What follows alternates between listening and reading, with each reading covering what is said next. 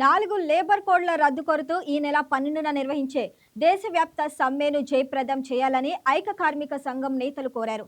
కేంద్రంలోని ఎన్డీఏ ప్రభుత్వం కార్మిక హక్కులను కాలరాసే విధంగా వ్యవహరిస్తుందని మండిపడ్డారు. దశాబ్దాల పోరాటం చేసి సాధించుకున్న హక్కులను హరిస్తే సహించేది లేదని హెచ్చరించారు. సమ్మెలో భాగంగా రథం సెంటర్ నుంచి నిర్వహించే భారీ ర్యాలీలో కార్మికులంతా పాల్గొనాలని పిలుపునిచ్చారు. ఈ సందర్భంగా సమ్మెకు సంబంధించిన పోస్టర్ను ఆవిష్కరించారు. ఈ నెల 12న దేశవ్యాప్తంగా నరేంద్ర మోడీ ప్రభుత్వం తీసుకొచ్చిన కార్మిక వ్యతిరేక లేబర్ కోడ్లకు వ్యతిరేకంగా ఆ లేబర్ కోడ్లు రద్దు చేయాలని దేశవ్యాప్తంగా కేంద్ర కార్మిక సంఘాలు, స్వతంత్ర ఫెడరేషన్లు సమ్మెకు పిలుపునిచ్చినాయి. ఈ సమ్మెను జయప్రదం కోసం విజయవాడ నగరంలోనూ ఎన్టీఆర్ జిల్లాలోనూ విస్తృత ప్రచారం నిర్వహించడం జరిగింది. అదేవిధంగా ఈ సమ్మె జయప్రదం చేయటం అనేది కార్మిక వర్గం యొక్క ప్రథమ కర్తవ్యంగా మేము భావిస్తున్నాం. ఎందుకంటే ఈరోజు కేంద్ర ప్రభుత్వం ఏదైతే లేబర్ కోడ్స్ తీసుకొచ్చిందో ఆ లేబర్ కోడ్స్ కనుక అమలు అయితే దేశంలోని కార్మిక వర్గానికి యూనియన్లు పెట్టుకునే హక్కు కానీ, యాజమాన్యాలతో వేతనాల పెంపుదలకు సంబంధించిన బేరసారాలాడే హక్కు కానీ, అట్లాగే సమ్మె చేసే హక్కును కూడా భారతదేశంలో కార్మిక వర్గం భవిష్యత్తులో కోల్పోయే ప్రమాదం ఉంది.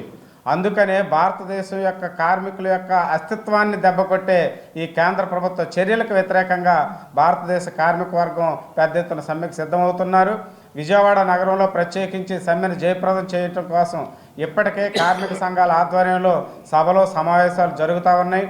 ఈ దేశంలో బీజేపీ గవర్నమెంట్ ఏర్పడిన కాడి నుంచి కార్మిక హక్కుల్ని హరించే విధంగా, అలాగే కర్షకుల మీద వాళ్ళ పండించిన పంటకి గిట్టుబాటు ధర ఇవ్వని పరిస్థితుల్లో రైతులు ఆత్మహత్యలకు గురవుతున్నారు, ఆత్మహత్యలను నివారించలేకపోతున్నారు.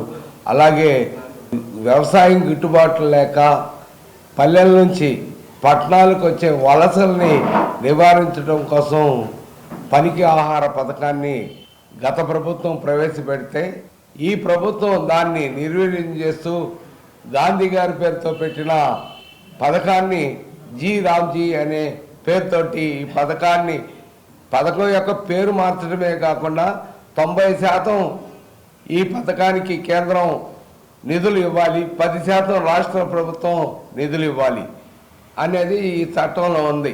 దాన్ని ఏంటంటే ఇవాళ వాళ్ళు తీసుకొచ్చిన సవరణలో 40% రాష్ట్రాలే పెట్టుకోవాలి, 60% మేము ఇస్తాం. అదీను ఈ పని ఎక్కడ చేయించుకోవాలని అనేది, ఎక్కడ ఈ పథకాన్ని అమలు చేయాలని అనేది రాష్ట్ర ప్రభుత్వాల చేతుల్లో కాకుండా కేంద్రం సూచించిన ప్రదేశాల్లోనే ఈ పథకాన్ని తీసుకొని అమలు చేయాలి. Please subscribe to YK TV Network. Please subscribe to YK TV. Please watch YK News. Don't forget to subscribe YK News channel.